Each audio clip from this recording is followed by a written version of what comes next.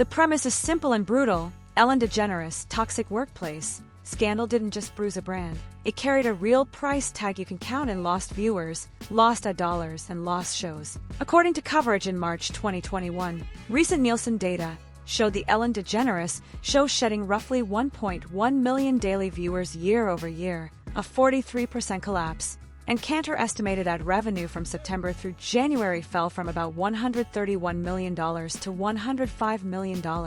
That's the first receipt of the day, a $26 million hole tied to a damaged reputation. Per multiple reports, Warner Media investigated the show in 2020, and 3 senior producers were removed. And when Ellen returned on September 21, 2020, she opened the new season with an on-air apology. Those are the facts. Today we're going to trace the money, the ratings, and the schedule moves to show how a vibe, be kind, turned into a cost center. Here's what most people think happened: a summer of headlines, an apology, a tough season during a pandemic, and then a decision to end on a high note. That narrative is neat, but it leaves out the measurable signals that advertisers, affiliates, and audiences send when trust erodes. The superior reality is that daytime TV is an ecosystem built on risk management. When a brand starts to look volatile, the market responds fast and in ways that are hard to reverse. The Ellen story is a case study in how quickly a halo can become a liability on the flagship talk show, on spin-offs,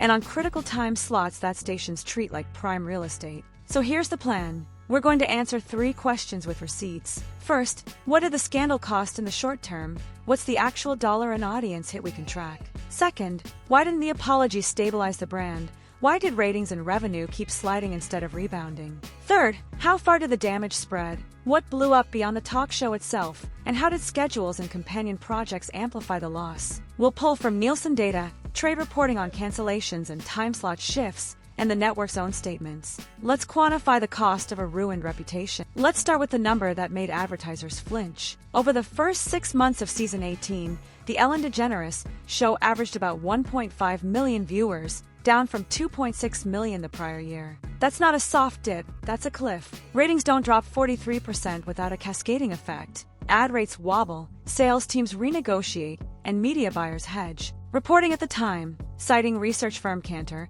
pegged the ad revenue slip from about $131 million to $105 million for that September to January window. Does a $26 million decline equal the entire cost of the scandal? No, advertising markets were wobbly in 2020 to 2021. But the differential against peers was the red flag. While daytime as a category softened during the pandemic, Ellen's slide was steeper than direct competitors. When your drop outpaces the market, buyers don't write it off as macro only, they start assigning brand-specific risk. Now ask why the apology didn't fix it. On September 21st, 2020, Ellen addressed the allegations at the top of the season, taking responsibility and promising changes after Warner Media's investigation led to the removal of 3 senior producers. Structurally, that's the right crisis PR move. Own it, outline fixes, and get back to the product. And the premiere spiked, highest season opener in 4 years. Then the audience drifted. Why? Because apologies buy you a chance, not a reset.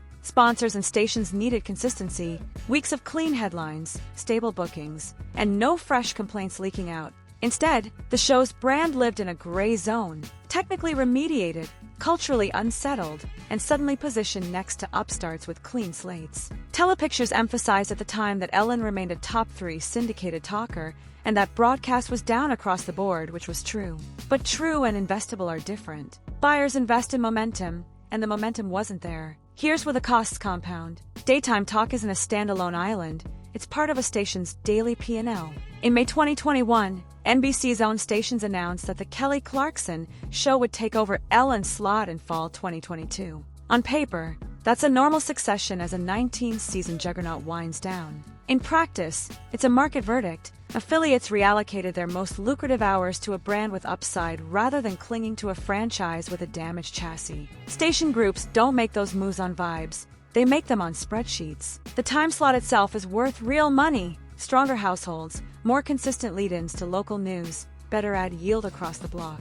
When that slot moves, the revenue trailing it moves too. That's cost you won't see on Ellen's ledger, and that's exactly why it matters. When your brand forces partners to retool their day, you've lost leverage. The The collateral damage wasn't just in daytime. Ellen's Game of Games, her primetime game show on NBC, bled audience during the same window. Trade outlets tracked season-over-season declines in the neighborhood of roughly 45% in total viewers and around 50% in the key demo for the fourth season, and by January 2022, NBC canceled it. Is that solely because of the talk show scandal? No single number proves that. But brand contagion is real. When the flagship is in triage, spin-offs suffer.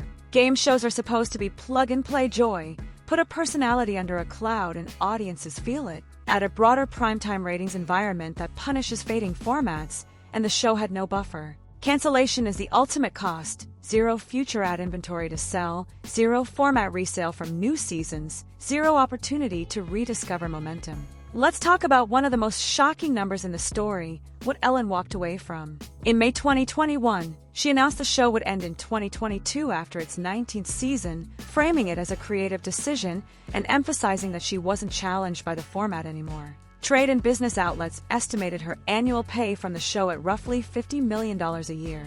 That's not a penalty fee, but it is opportunity cost, the kind that only arrives when continuing becomes riskier than stopping. To be clear, she denied that the allegations drove her exit. But even if you accept the creative explanation at face value, the math changed because of a scandal. A show that had just lost 43% of its audience and about 1/5 of its ad revenue was no longer the sure bet it had been. Walking away from a $50 million a year vehicle is easier when you know the vehicle is sputtering. There's also the guest economy. Multiple outlets noted that top-tier celebrities were tougher to book during the immediate fallout. Again, that's a reputation tax. Publicists protect clients by choosing environments that won't hijack the narrative. Daytime thrives on A-list drops that live in the happy middle of promo and parasocial intimacy. If the green room gets frostier or the risk of awkward viral moments increases, reps steer clear.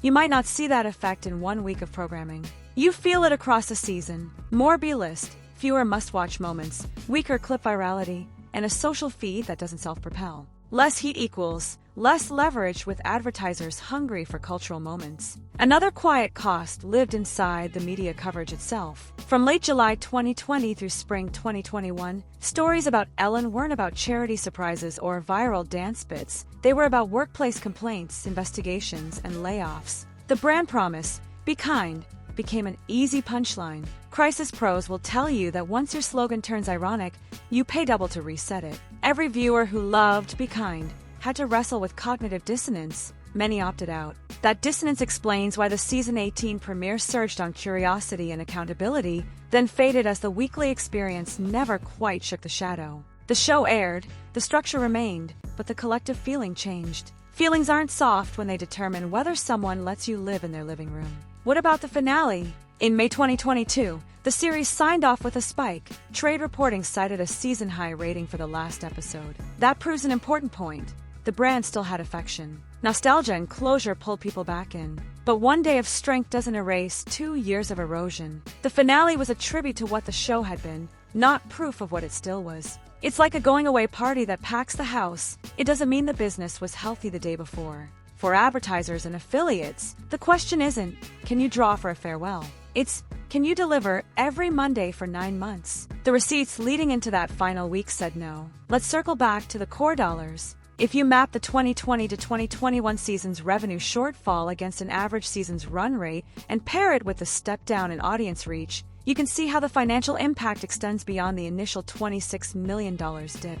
Ad rates typically reflect not just last month's performance, but forward expectations embedded into scatter and upfront deals. Missing expectations compounds into the next cycle. That's why the station time slot handoff mattered so much. It set the table for a new normal without Ellen. And when Ellen's primetime format disappeared, the broader Ellen media package, daytime, primetime, viral, lost one of its cross-promotional engines. Each missing piece weakens the others. There's a retail layer to all of this, too.